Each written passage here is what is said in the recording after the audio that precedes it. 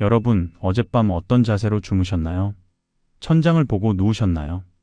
아니면 옆으로 돌아 누우셨나요?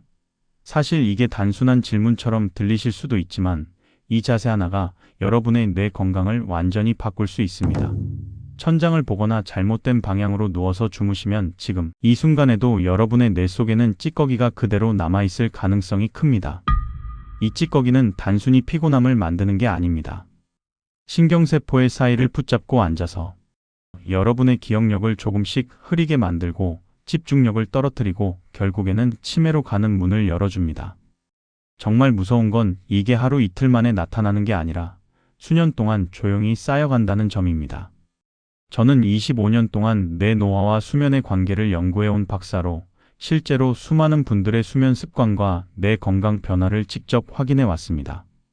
특히 자세가 틀어지면 우리 뇌 속에 있는 글림프계라는 청소 시스템이 제대로 열리지 않고 그 사이에 베타 아밀로이드라는 독성 단백질이 쌓이면서 뇌 기능이 서서히 무너지는 과정을 수백 건의 사례를 통해 목격했습니다. 많은 분들이 잠을 충분히 자면 된다고 생각하시는데 그게 전부가 아닙니다. 어떤 자세로 얼마나 깊게 주무시느냐가 뇌 청소의 효율을 완전히 바꿔놓습니다. 그래서 오늘 저는 이 문제를 완전히 되돌릴 수 있는 정확한 실천법을 여러분께 알려드리려고 합니다. 지금 당장 바꿀 수 있는 작은 습관 하나로 여러분의 뇌가 스스로 회복할 수 있는 환경을 만들어 드리겠습니다. 여러분은 정말 안전한 자세로 주무셨나요? 혹시 아침에 일어났을 때 머리가 무겁거나 몸이 개운하지 않다면 지금부터 제 이야기를 끝까지 들어주시기 바랍니다. 제가 현장에서 만나는 분들 중에는 밤마다 자고 일어나도 전혀 개운하지 않다고 호소하시는 분들이 정말 많습니다. 아침에 눈을 뜨면 오히려 더 피곤하고 머리는 무겁고 목과 어깨는 뻐근하고 하루를 시작하기도 전에 이미 지쳐버리는 느낌이라고 하십니다. 며칠 전에도 동네 지인이신 74세 김명자 어르신께서 저를 찾아오셨습니다. 명자 어르신은 평소 활발하고 명랑하신 분이셨는데 최근 들어 자꾸 깜빡하고 방금 하려던 말이 생각나지 않고 아침마다 머리가 무거워서 하루를 시작하는 게 너무 힘들다고 하소연하셨습니다. 심지어 손주 이름도 헷갈릴 때가 있다고 하시면서 혹시 치매가 오는 건 아닌지 걱정이 많으셨죠. 저는 우선 그동안 어떤 생활 습관으로 지내셨는지를 여쭤봤습니다. 명자 어르신은 평생 천장을 보고 주무셨고 베개도 높은 편이었고 스마트폰으로 드라마나 뉴스를 보다가 잠드는 날이 많았습니다. 저녁도 늦게 드실 때가 많고 방 온도는 따뜻하게 유지하는 편이셨습니다. 이 모든 게 뇌 청소를 방해하는 요인들이었습니다. 저는 명자 어르신께 자세와 수면 루틴을 조금만 바꿔보자고 말씀드렸습니다. 왼쪽으로 눕는 연습을 하시고 베개를 낮추시고 취침 1시간 전에는 스마트폰을 끄고 저녁은 조금 일찍 드시라고 권해드렸죠. 처음엔 반신반의하셨지만 그래도 한번 해보시겠다고 하셨습니다. 그리고 일주일 뒤 다시 뵈었을 때 명자 어르신께서 하신 말씀이 아직도 제 기억에 생생합니다. 밤에 오래 깨지 않고 한 번에 푹 잠들었고 아침에 일어났을 때 머리가 정말 오랜만에 맑았다고 하셨습니다. 손주 이름도 바로바로 나오고 뭔가 안개가 거친 것 같은 느낌이라고 표현하셨어요. 이 이야기는 단순한 성공 사례가 아닙니다. 여러분께서도 충분히 경험하실 수 있는 변화입니다. 오늘 이 영상에서 말씀드릴 내용은 여러분의 수면 관리 방식을 완전히 바꿀 수 있는 중요한 지혜입니다. 이 이야기를 끝까지 들으셔야만 전체 흐름을 알 수 있고 왜 지금 당장 습관을 바꿔야 하는지 분명하게 깨닫게 되실 겁니다. 혹시 아직 구독과 좋아요를 누르지 않으셨다면 지금 바로 눌러주세요. 이 채널은 여러분의 건강한 노년을 진심으로 응원합니다. 이제 이 문제의 핵심을 하나씩 정확하게 짚어보겠습니다. 명자 어르신처럼 많은 분들이 겪고 계신 이 증상들, 사실은 모두 뇌 청소 실패에서 시작됩니다. 그래서 지금부터 여러분이 매일 밤 무심코 반복하고 있는 치매를 부를 수 있는 6가지 나쁜 습관을 하나하나 정확하게 짚어드리겠습니다. 우리가 매일 밤 잠들 때 뇌는 사실 가장 바쁜 시간을 보내고 있습니다. 낮 동안 쌓인 노폐물을 청소하고 손상된 세포를 복구하고 기억을 정리하고 저장하는 작업을 밤새 진행합니다. 그런데 잘못된 자세로 누우면 이 청소 시스템이 제대로 작동하지 않습니다. 글림프계라는 뇌 청소 통로가 열리지 않고 그 사이 베타 아밀로이드 같은 독성 물질이 쌓이기 시작합니다. 이게 반복되면 신경세포가 서서히 손상되고 결국 치매로 이어지는 겁니다. 천장을 보고 누워 자는 습관은 생각보다 훨씬 위험합니다. 이 자세는 목과 척추의 정렬을 무너뜨리고 뇌척 수액의 흐름을 약하게 만들어서 노폐물이 빠져나가는 속도를 떨어뜨립니다. 국내외 여러 연구에서 수면 자세에 따라 뇌 노폐물 배출 효율이 25%에서 최대 30%까지 차이가 난다는 결과가 나왔습니다. 이게 단 하루만 그런 게 아니라 수년, 수십 년 동안 누적되면 엄청난 차이를 만들어냅니다. 제가 만난 68세 박영수 님도 평생 천장을 보고 주무셨는데 최근 몇 년 동안 아침마다 머리가 무겁고 기억력이 흐려지는 느낌을 받으셨습니다. 처음엔 나이가 들어서 그런가 보다 하셨는데 자세를 바꾸고 나서 한 달 만에 확실히 달라졌다고 하셨어요. 그래서 저는 여러분께 베개를 낮추고 왼쪽으로 기울여 몸을 안정시키는 자세로 눕는 연습을 꼭 해보시라고 권해드립니다. 다만 어깨가 접히지 않도록 팔 위치를 편안하게 두셔야 효과가 제대로 유지됩니다. 여러분은 평소 어떤 자세로 주무시나요? 그 다음으로 중요한 건 깊은 잠입니다. 잠을 오래 잔다고 다 좋은 게 아니라 얼마나 깊게 자느냐가 핵심입니다. 깊은 잠이 줄어들면 우리 뇌세포가 수축하지 않고 그러면 세포 사이의 청소 통로가 제대로 열리지 않습니다. 이 상태에서는 아무리 오래 누워 있어도 뇌 청소가 이루어지지 않습니다. 숙면이 부족하면 베타 아밀로이드 축적 속도가 빨라진다는 연구 결과도 여러 차례 발표됐습니다. 72세 이종수님은 밤마다 자주 깨셨고 깊은 잠 시간이 거의 없었습니다. 그러다 보니 낮에도 머릿속이 뿌옇고 집중이 안 되고 기억이 점점 흐려지는 느낌을 받으셨죠. 제가 취침 1시간 전에 밝은 화면을 끄고 방 조도를 낮추라고 말씀드렸더니 일주일 만에 확실히 깊은 잠 시간이 늘었다고 하셨습니다. 다만 낮잠은 길게 자시면 밤 숙면을 방해하기 때문에 20분 이내로 제한하셔야 합니다. 여러분은 지금 깊은 잠이 얼마나 나오고 있다고 느끼시나요? 세 번째는 베개 높이입니다. 베개가 너무 높으면 목이 앞으로 꺾이면서 뇌척 수액이 원활하게 순환하지 못합니다. 목 주변 혈관도 눌리고 신경도 압박받고 결국 뇌로 가는 영양 공급과 노폐물 배출이 모두 방해받습니다. 자세 변화에 따라 목 주변 순환 속도가 크게 바뀐다는 연구 결과가 여러 기관에서 나왔고 실제로 임상에서도 이 차이가 명확하게 확인됩니다. 70세 최문식 님도 평생 높은 베개를 사용하셨는데 아침마다 목이 뻐근하고 머리가 무겁다고 느끼셨습니다. 베개를 낮추고 귀와 어깨가 일직선이 되는 각도로 조절하신 뒤로는 목 통증도 줄고 머리도 훨씬 가벼워지셨다고 하셨어요. 다만 너무 낮아도 혈액 흐름에 부담이 생기니까 적정 높이를 찾는 게 중요합니다. 여러분의 베개는 지금 적정 높이인가요? 네 번째는 저녁 식사 시간입니다. 늦게 식사를 하면 소화에 에너지가 집중되고 뇌 청소에 필요한 에너지는 상대적으로 줄어듭니다. 우리 몸은 한꺼번에 여러 일을 완벽하게 처리할 수 없기 때문에 소화가 진행되는 동안에는 뇌 청소 효율이 떨어질 수밖에 없습니다. 늦은 식사가 숙면을 방해하고 그게 다시 글림프계 기능을 떨어뜨린다는 결과도 여러 연구에서 확인됐습니다. 67세 김상호님은 저녁을 항상 늦게 드셨는데 그러다 보니 깊은 잠 시간이 계속 줄어들었습니다.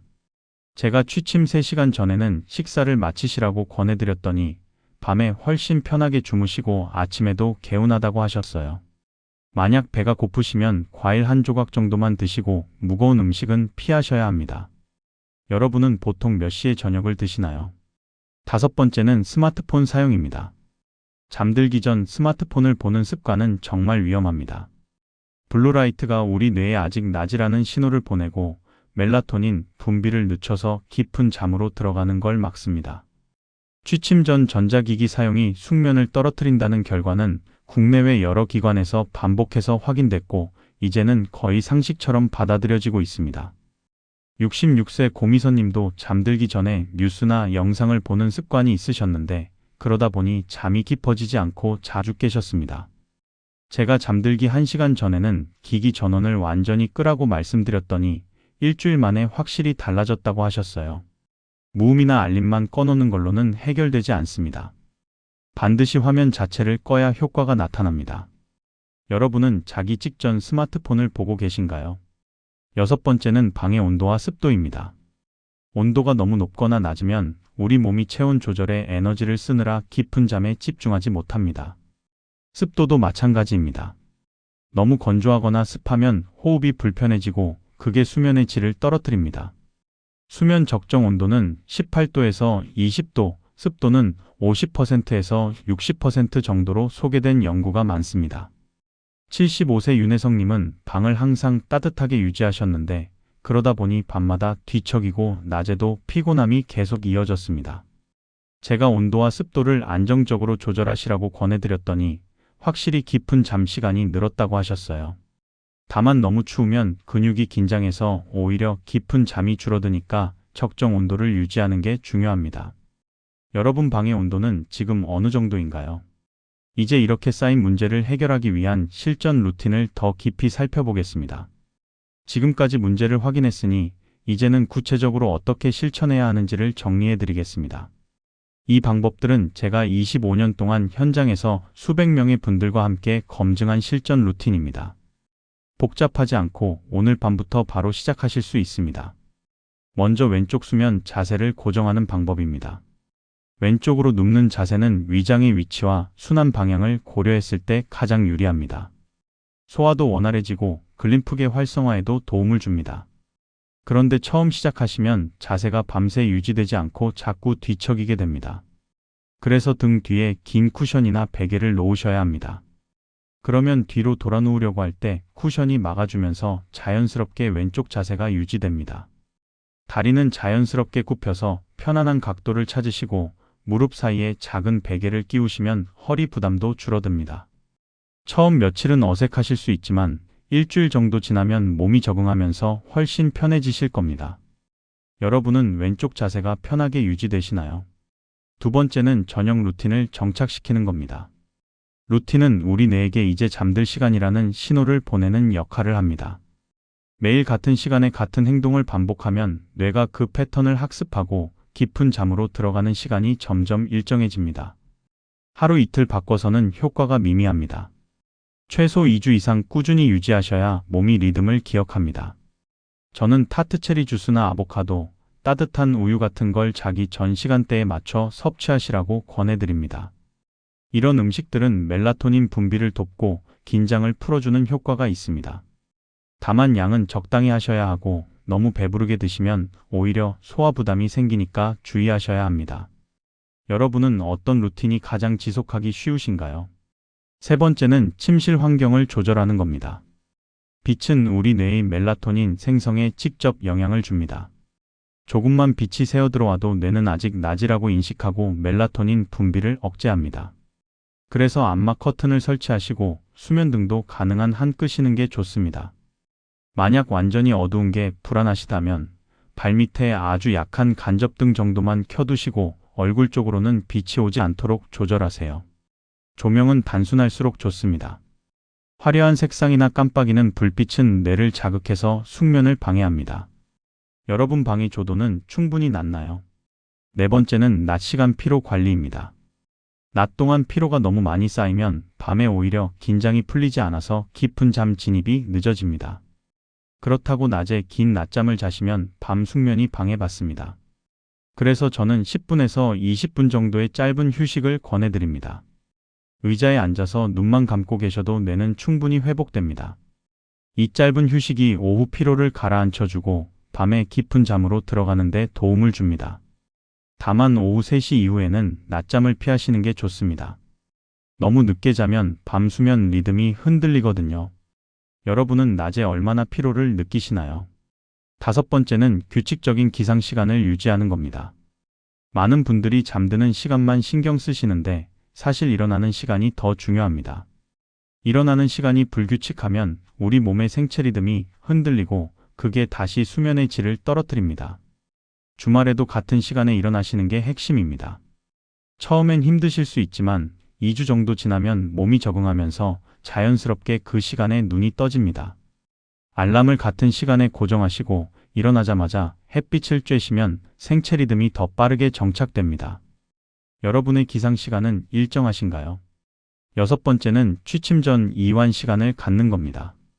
하루 종일 긴장한 상태에서 바로 잠자리에 들면 몸과 마음이 풀리지 않아서 깊은 잠으로 들어가기 어렵습니다.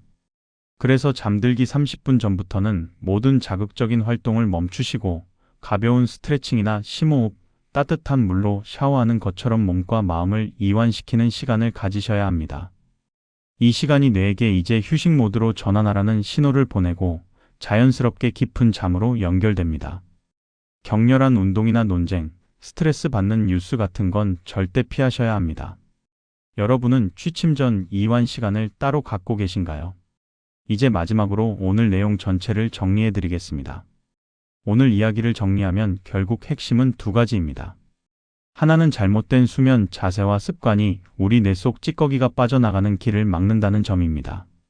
천장을 보고 자거나, 베개가 너무 높거나, 깊은 잠이 부족하거나, 저녁을 늦게 먹거나, 스마트폰을 보다가 자거나, 방 온도와 습도가 맞지 않으면 글림프계라는 뇌 청소 시스템이 제대로 작동하지 않습니다.